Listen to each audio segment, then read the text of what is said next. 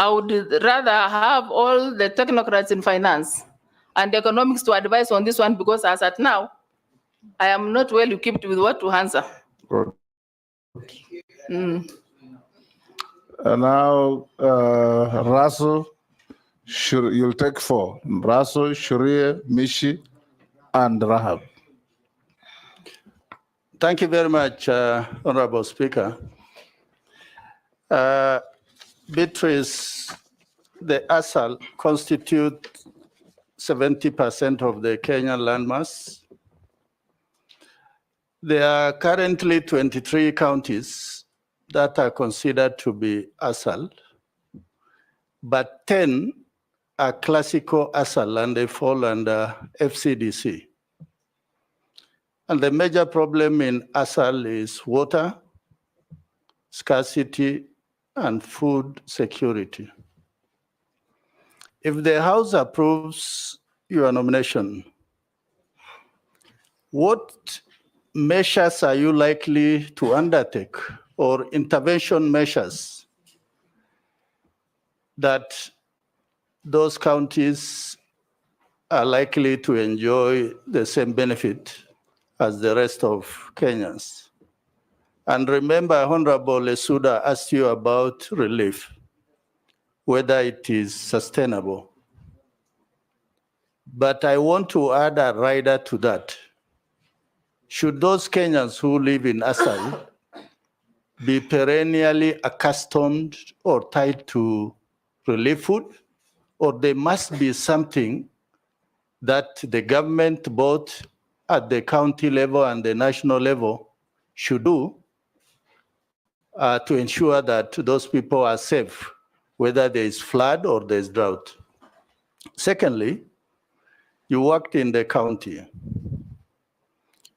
Those of us sitting in the National Assembly, we feel that whereas the counties in the urban or fairly developed areas are doing extremely well with devolution, the counties in the ASAL are not doing as much. Tell us what is any success story maybe you can tell us from Turkana, or if there are problems, what are these problems that these counties are still tied in the past? Thank you, Honorable Speaker. Yes, Sharia. Thank you, Honorable Speaker. Honorable Speaker, I just have 2 questions for the nominee. I think one you somehow mentioned it, but I just want to ask. The East African community is built on 4 pillars. Would you be able to mention them? And my question number 2, the ministry that you've been appointed for has always been reactive to natural disasters like floods or drought. What measures would you put in place to make the ministry proactive rather than reactive on natural disasters? I thank you, Honorable Speaker. Thank you, Honorable Chairman. Honorable Chairman, my question to our nominee. I've known Beatrice Askell in the women movement, advocating for the rights of women. But away from the rights of women, I want to take you to the youth movements and the rights of youth, knowing that it is over 60% of the East African population are youth, and that is under 30 years. Most of the time, they've been complaining of isolation, marginalization, and not being included in decision-making processes. Now, in case you are approved, what strategy are you going to use to engage youth in regional development? How will you ensure their voices are included in East Africa program on job creation and skill development? And also, how will you collaborate with youth councils, institutions like universities, across East African community to amplify young voices in regional integration? My last question, it is on the issue of security, especially for our fishermen in Migigo Island, knowing that we are using that resource among East African community.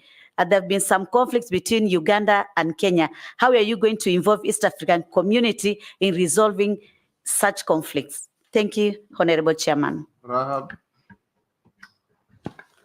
Thank you, Honorable Speaker. My question to the nominee, the building of dams has been pursued previously as a way of addressing water shortage and mitigating the impact of drought in ASO areas. However, the projects have often been marred by corruption and argument of non-viability. These include Garana Kuraru, for example. What lessons can we learn from this project, and how best can the ministry facilitate ASO areas to have access water and food security? The other question is about the delays in flight clearance and how we normally get delays in the borders when the trucks are coming from the neighboring countries. Thank you. You can answer those, Mamini. Mr. Speaker, the last question, I didn't get it from the honorable member. The last one. Beatrice, for example, when people go to Tanzania to buy goods, sometimes they can spend 5 days or even a week trying to clear their goods. What are you going to do about it, fast track that? Okay, thank you. Let me start from our point. The process of clearing products and people's movement at the borders is true, takes a bit of time. And I contribute this to the poor infrastructure that takes so long. I mean, if, for example, you are moving goods from Kenya through the border, not all infrastructure facilitates the process of moving these goods. And I also see a situation where we have the challenge of corruption along the way, which must also need to be dealt with to reduce people pushing others to pay for what they would not have paid. And thirdly, I also feel like we need to put an IT kind of a digitalized system that would fast track the movement of goods and people from one place to the other. And that would fast track, because once the system is made that way, it is faster than where sometimes you find at the border, you go more manual. You wait one track to be done, a lot of paperwork involved. But if you digitalize these systems, it will fast track the processes of movement of goods. And then on the side of the dams, true, there are issues around the dams that were meant to be done, the ones you've quoted, and the water system not being in place this far. Actually, what I would suggest is when there is a need and the spirit of seeing development in a country for the sake of realizing needs of the people being attended to, actually it is prudent for an individual to make sure what we've advertised actually has begun, and once allocation is put, it must be started. And if the whole project is multi-billion, I would advise where you go the first way. You take this phase first. Once that phase is complete, you go to another phase. At least by doing that, you will get value for money per phase. Than where you put one project and maybe in the course of the many phases being started, there are likelihood of others being affected, and yet maybe you may have released all the money. For me, I think we need to be truthful to the process of procurement. We need to be truthful to the process of value for money. We need to be truthful to the realization of complete projects, so that at the end of the day, the issues of Kenya are attended, the suffering of Kenyans is reduced.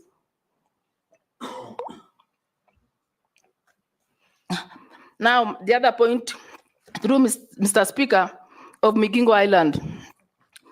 I have read about Migingo Island issue between Uganda and Kenya, and I believe the best way here, in fact, where it had reached, where now securities are not taxing the fishermen from the other state partner, was actually done away with. And for me, what I would suggest here, I'm subject to correction.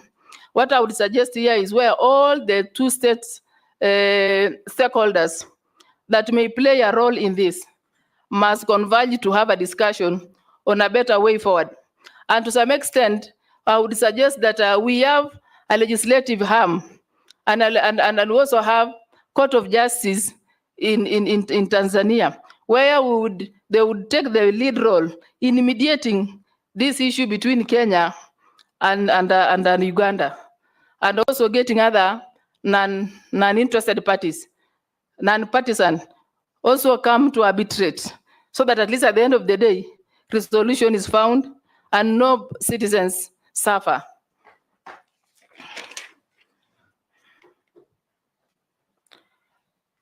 Through the chair, on the question of on the youth, Mheshimiwa Mishi, on the youth movement and how the ministry will get them involved in the regional development. Actually, in every population of any state, the youth are part of the population. And I think it is time we come up with a specific affirmative action, just like we did with the women affirmative action policy, that enhances inclusion of women by all means. I think where we are headed now is to have an independent and a deliberate policy that will incorporate the young population of this country, the young professionals in this country, into every activity, not mine alone, not the Ministry of East Africa Community alone, even the other ministries. We just put a deliberate policy that would enhance their involvement, so that they also bring the young expertise, they also bring their bit of, as they also learn from the structure itself. So I think we need to do a deliberate policy on this.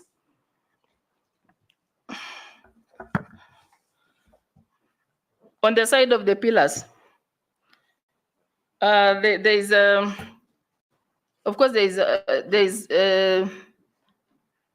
enhancing the trade. There is the issue of the protocol that pertains to immigration. I've forgotten that one, but I'll remember. The poor infrastructure, these are part of the pillars. We also have the political federation as part of it. We also have the monetary policy being part of it. So these are the pillars that are supposed, and the trade and the market actually, as part of the pillars that need to be enhanced. And of course, there's also the issue of the language, where now people will move freely and communicate a language that will facilitate the fast tracking of what is supposed to be put to enhance the full realization of East Africa community.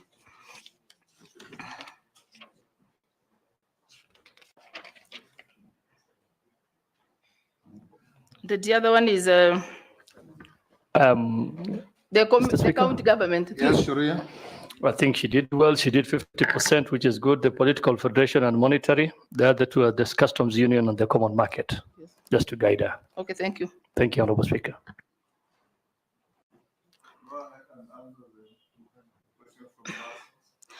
Whether there is through the Mr. Speaker, sir, there is a point that talks about whether Turkana County is a sample county in terms of effects of devolution as an ASAL area. Actually, I can speak here comfortably that for us, the Turkana community, devolution was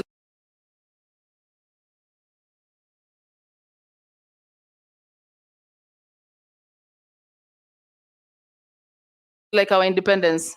In as far as the rest of the areas were talking of their independence 1963, I'm telling you the independence of Turkana County started in 2013.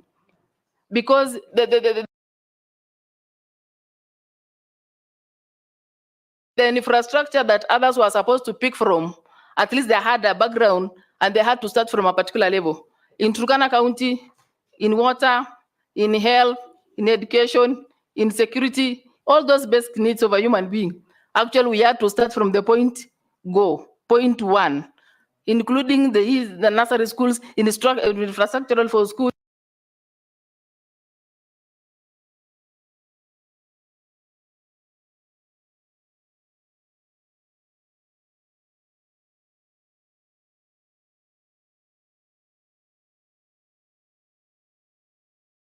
In infrastructure for health facilities, we all had to begin. That is why, in as far as when Turkana was said to be receiving billions, I'm telling you what is billions in a beginning point where you had totally nothing. So for us, as people said, the beginning and the independence of Turkana County began in 2013. It is real. It's very practical. And even right now, we still need more. Because for a very long time since independence, they had never gotten attention from anybody, maybe because of the distance. Sometimes the closer you are to the network at the center, the better you are. When you are far away in terms of even being far in infrastructure. So I think Turkana case may be different. But on the side of solution to food reliefs and their safety, in terms of the disasters we receive. As I said, just like I've spoken on the youth, I think we need to do a deliberate attempt or a move or a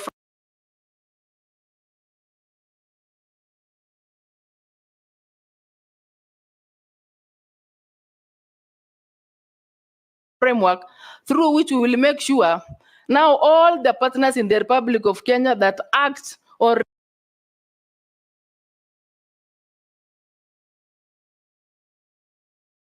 respond on emergencies, put their resources together, plus the ministries concerned, and come up with one concrete thing that would be a permanent solution to these things. And again, being a reactive ministry, a reactive network, that would mean we are only waiting till the bad moment comes. That means we ignore the reports that are supposed to be giving a warning. There are institutions that give warning to what's likely to happen. But we wait too long till this thing happens, we lose lives, we lose livestock. Then when we come, that's the time we come to appear like we are pushing to do something possible. I think even us, as the victims of these disasters, need to push the partners that are within us. I know most ASAL areas have the biggest number of NGOs. I think it is time we put a framework that will make them now think permanently in a solution-based way. Vicaria, have you? Vicaria, we'll have one more of a member who came in late. Thank you, Chairman. My name is Gikaria David. I come from Nakuru Town East constituency. Honorable Chair, I think the things I wanted to ask has been asked, but I think it is important for us to put emphasis to the nominee that had an opportunity of going for a climate change conference in Arusha the other day. Honorable Speaker, when I reached Namanga, if you see the queue of vehicles from Kenya vis-a-vis the other side that are coming in, then you realize there is a problem. And I think it is important for the nominee to take charge and cognizant of that fact, that we can't have a smaller queue on the other side coming this side, and then a longer queue going on the other side. And this goes again to what Majority Leader has been saying. Maybe we need more information to the people in the transport industry and what we actually need for us to fast track our clearance at the border point. It is very unfortunate, Honorable Speaker, even when you go the other side, we were stopped. I think they just see a registration of a Kenya number. You are stopped at every police place where they are on the road, asking for fire extinguishers. And these things are the things that are need to be taught to these people, because the people are going into the transport sector every now and then. Maybe the nominee needs to, fasten that and be able to understand and assist our trading, our partners who are doing trade in the respective. Secondly, Honorable Speaker, we have been with you in a few of the interparliamentary games, where we talk of the tightening, widening, and strengthening our partnership. But it's only about sports and we go. And nothing much between interaction between the East African community on some very important issues that affect us. Of course, maybe it could be, it is important also maybe to have some session where members of parliament can sit together and exchange ideas on how to do trade, on how, and we had one of in the football section, Honorable Chair, is where we were talking about what the president, actually that is what is happening. The president has been insisting on this technical subject trainees graduation and the effect that it is having in Uganda. And I think that is what we need to push more as a community for us to be able to, and including, Honorable Chair, the Gen Zs has reminded us to remember our national anthem. I think if we can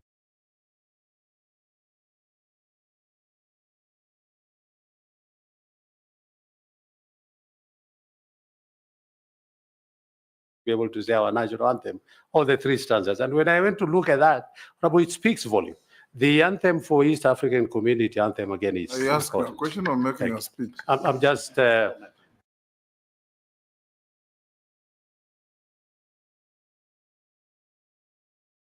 comment. Thank you, Mr. Yes, Mary. It's a slight addition. Honorable nominee, I think the issue of queuing of vehicles along our border is a very serious one. If you go to Busia border or Malaba, and sometimes there's a queue all the way to Bungoma, and it is Not causing to a lot Bungoma, to Turbo. to Turbo, even to 65 Turbo. kilometers of And it has caused a lot of disaster. yes. We've lost lives through road accidents, and it is really bad. I think that is one area, Honorable Nominee, that you may have to look into and find out what is causing, that is if you approve, what is causing it and what could be the permanent solutions so that we do not have vehicles queuing along the borders and causing a lot of other problems. Thank you. The Speaker, it's true what Honorable Mary Emas is saying. Big problem that keep vehicles queuing kilometers and kilometers in both Malaba and Busia. But I saw the other day somewhere that Busia County had put up a very big, they're building a very big yard near the border there to park the vehicles. But anyway, I agree with her, this is a problem. But Nominee, well, if you get there, building a huge parking for trucks is not a solution. True. We are talking of movement of goods and services to improve trade. Now, if you go and park your truck at the border for 3 days, is that a solution? It isn't. Because every time that truck stays there for 2 days, 3 days, is a loss to the economy. So go ahead and answer that. What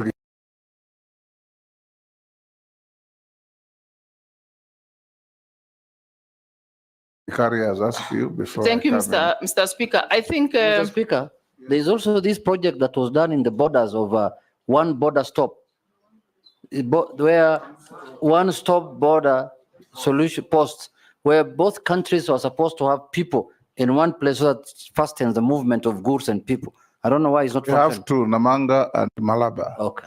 Yes. I know even Hispania in Migori. Yes. The Speaker is one. And Moyale, I think. And Lunga Lunga. Go on. through Mr. Speaker, I feel I've also been part of this challenge myself some time back, where a truck can take a whole week to be cleared. But now, at least now that it is becoming to our realization as an assembly, I think we need all of us to put our brains together and put all the ministries concerned into need to fast track the process of moving goods and services within this border, within the shortest time possible. So that again, we talk of infrastructure development that would fast track, and then the technology that would fast track these processes.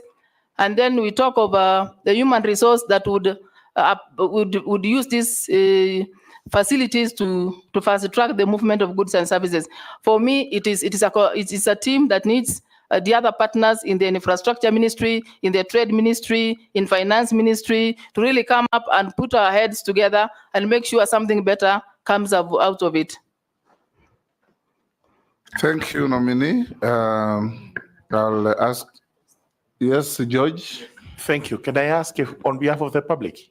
go ahead. Yes, thank you very much. This is a comment from a member of the public. That ESC docket is a very sensitive docket, and I'm not sure the nominee really gets it. If you approve the nominee, would she be prepared to learn a lot more about it? That is the question from a member of the public.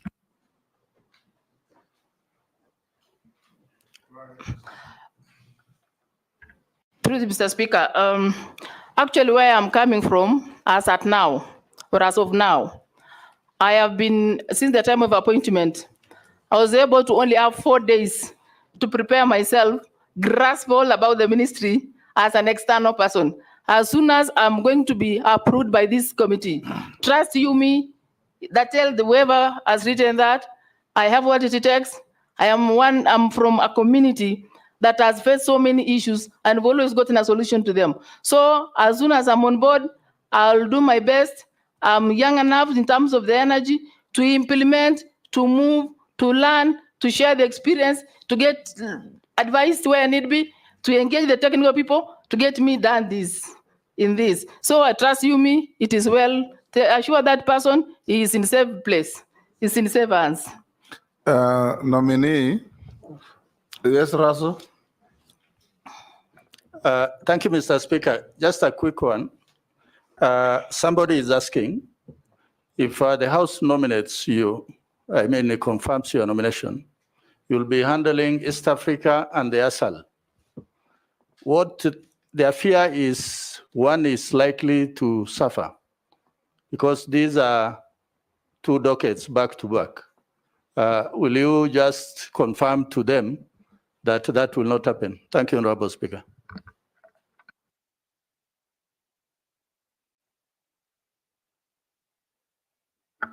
Anybody would be listening to us would assume that because much of the questions here are on East Africa community. But in the situation where we had to balance 6, 6, 5, 5, I would have attended. And again, as somebody who is at the policy level, we have already structures at ASAL level that would implement ASAL issues. We have the one for African East Africa community that would settle on that issue. So I will only be balancing a team that is already on board, a team that has an expertise. It is not me alone who will implement it. So it's because of the amount of questions here that somebody is saying the ASAL may suffer, and yet I even come from ASAL. It's even bad to make that assumption. Maybe the mode of questions is what has made somebody to believe maybe ASAL may suffer. To assure him thank you. or her, I am an ASAL person. But remember, nominee, Yes. that you have not been nominated because you are from an ASAL part of Kenya. You've been nominated because you're a Kenyan and you must demonstrate suitability to handle this docket on behalf of the people of Kenya, not the ASALs. True, Okay? Mr. Speaker, I was only answering because they said ASAL may suffer. So I was assuring the person that it's okay. Now, there are some issues from the public before I come to one or two questions. One person asks, given the grades that you got at secondary school, how did you end up studying for a degree? I answered it. Yes, I'm just reading to you what the public is asking. Okay. The second one is, given the recent suspension of Uganda's milk products from entering the Kenyan market due to disputes over quality and standards, what legislative amendments or policies would you advocate to resolve such trade barriers and strengthen economic ties within the East Africa? Part of this falls within the trade docket, but you can answer. The second one, with the increased security concerns along the Kenya-Somalia border, particularly with the resurgence of Al-Shabaab activities, how do you leverage existing legislation like the National Security Council Act and propose new laws to enhance security collaboration among East African countries while ensuring free movement of people and goods? The next one, the disparities in economic development between Kenya and some EAC member states, such as Burundi and South Sudan, are significant. Would you propose any legislative measures to ensure equitable distribution of resources from shared regional projects such as those stipulated under the EAC protocol on the establishment of the East African Monetary Union? Well, there are many. Answer those first. Thank you, Mr. Speaker. I feel the issues that are raised here does not only apply to my ministry, if appointed, it also applies to other ministries. Like if you speak of milk, milk is under food production. It's also under livestock. It cuts across trade. It's also part of finance. So once we are on board, if appointed, or if approved by this committee, those are the issues that we will engage all our technocrats in agriculture, in finance, in any other relevant department to come up with a concrete policy and a framework that would guide. And the same applies to security that is there in Somalia. The Ministry of Defense will be involved. The Ministry of Internal Affairs will be involved. So all those stakeholders will be part of the solution to that. And the same affects the disparity of economic states, where we'll also have a Ministry of Finance, the technocrats in finance, economists in finance will all, and the economists will all come and put their brains together and come up with a concrete solution. And of course, a way forward through that consultative forum. Two more. Somebody asks, with counties like Turkana, Marsabit, and Wajir facing severe drought, what legislative measures do you propose to institutionalize drought response mechanisms such as amendments to the National Drought Management Authority Act to ensure long-term food security in these regions? The other one that I can pick out, because some are repetitions, is resource-based conflicts over water and pasture, such as those witnessed in the Turkana and West Pokot border regions, have escalated due to drought. What would you consider, would you consider proposing legislation for community-based natural resource management and conflict resolution frameworks, possibly through amendments to the Land Act to formalize resource sharing agreements? Can you answer that? Somebody's asking about the stalled Kainuku Bridge in Turkana. I think that's not your docket. Go on. Thank you, Mr. Speaker. On counties like Turkana and Marsabit, and amendments on response to drought, actually what is happening is, as I said earlier, we need a deliberate and team-based solution to these recurring issues, so that we put ways of a framework that would enhance food production, enhance water harvests, enhance alternative livelihoods, enhance value addition to this community, so that we reduce the effect of drought within the acts. And that one means all the ministries concerned, all the partners concerned, all the stakeholders concerned must put their brains together and come up with a long-lasting solution to what has been recurring. Now, on conflict of water and under pasture along Turkana and the other areas, the pastoral areas, actually true. If we borrow an initiative that we went one time when I was a CC for Turkana to the Uganda, and we found a very big dam called Kobebe that is supplying water all year round. I think it is time we adopt a solution that would run the citizens of this country with their livelihood all year round, in the sense that the dams are put, this water that is just running around, I mean, the water that is flowing down would be captured somewhere where it can be utilized by pastoralists, it can be utilized for pasture, it can also be utilized for food production by the very communities that are vulnerable when this strikes. So I think for me, it needs back to stakeholders engagement, consultation of all the key actors in this field to make sure we put a long-lasting solution to what the communities are suffering from. And also in situation where we go cross-border, in terms like when the community moves from this area to the other area looking for pasture, we need, as an institution of government, to move ahead of our citizens and lobby for safety and lobby for these things, so that when they encroach those zones, they are not attacked or they are not rebelled, causing deaths. So. Good. Let me ask you one question, nominee, or two. Do you believe in East African integration? As at now, I believe, because it's about the impression, in the sense that if... What do you mean impression? Sometimes people tend to judge a particular thing before they get into it. I think where there's a deliberate attempt, Mr. Speaker, to have it realized, we will all get this realized. Because the parties that are there are just within the neighborhood. We can't avoid the neighborhood. We will at any time engage the neighborhood. So for that matter, and for you to be peaceful, your neighbor must be peaceful. For you to grow economically, your neighbor must be growing. So, and because there's a cross-cutting issues, these crossing issues must be put together for a full realization of East Africa Community Federation. If you find favor and become our minister or CS in charge of East Africa, we already have protocols for a customs union, for a free market, and a protocol for free movement of people, goods, and services. Take people. If you go to our courts today, every single day you'll find the Ugandans being charged for being in Kenya illegally. You go to Uganda, Kenyans are in jail in Uganda for entering Uganda illegally.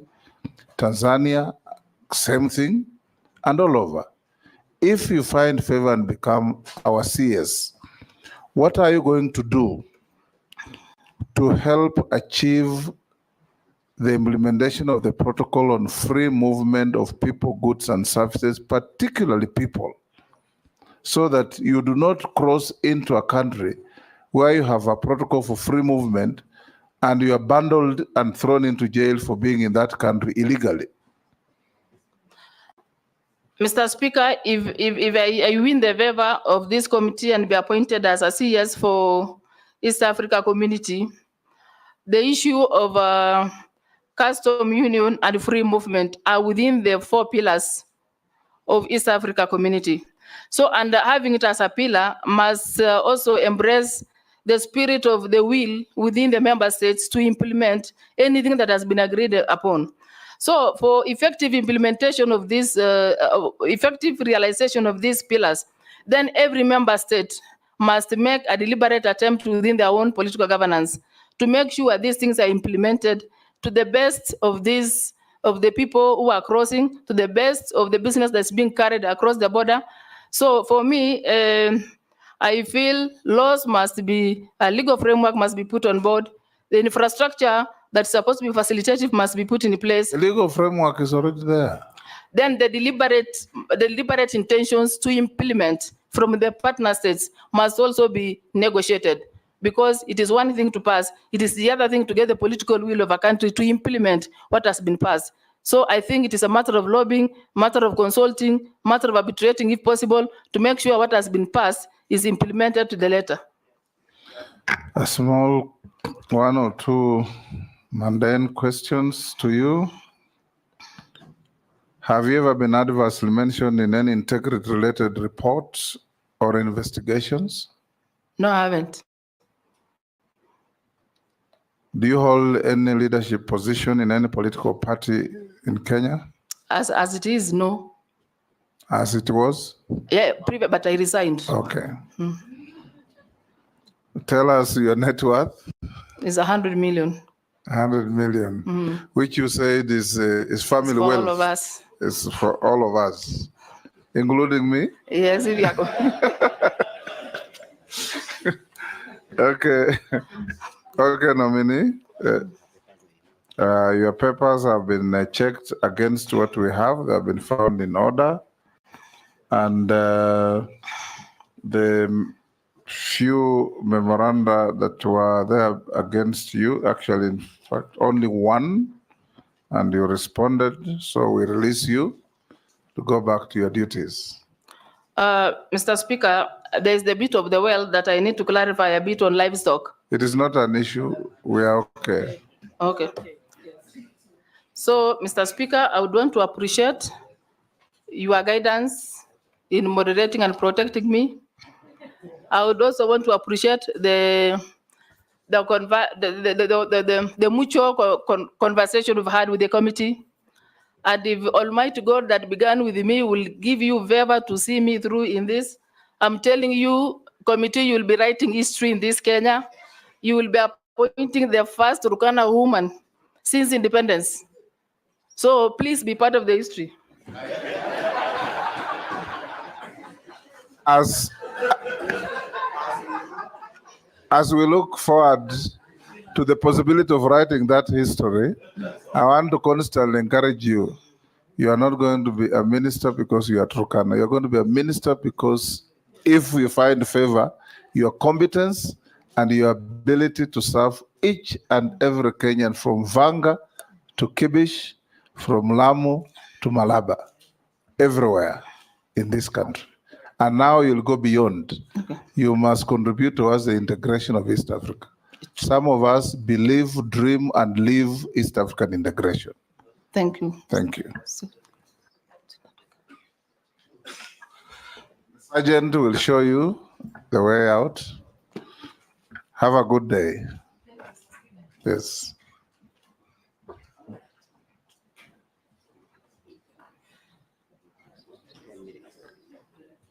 Members, you have saved 10 minutes, and that is the time that you'll have for your short break as they rearrange the room, and you agreed to go and have something out there. So let's go and do that.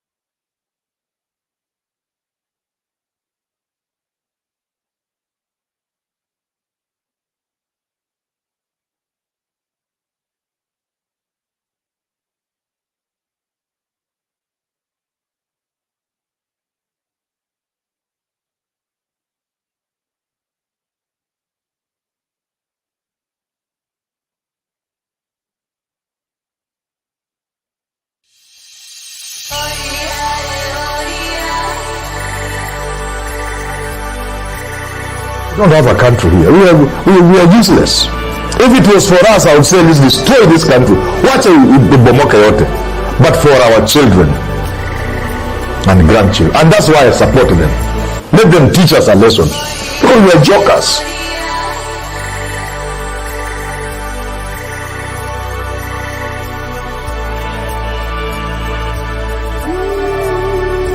We've been telling young people, go to school, get educated, then you'll get a good job, you'll be empowered. But in most of our countries, the people who are living the best lives have no education. The people who are driving the best cars, no education. We have political cadres now occupying significant positions in government because they are loyal. Some of them are fantastically incompetent, but they are wonderful people. Unfortunately, wonderfulness does not cure the underdevelopment challenge. We have equated having things with being, so that those who have things are considered more human beings.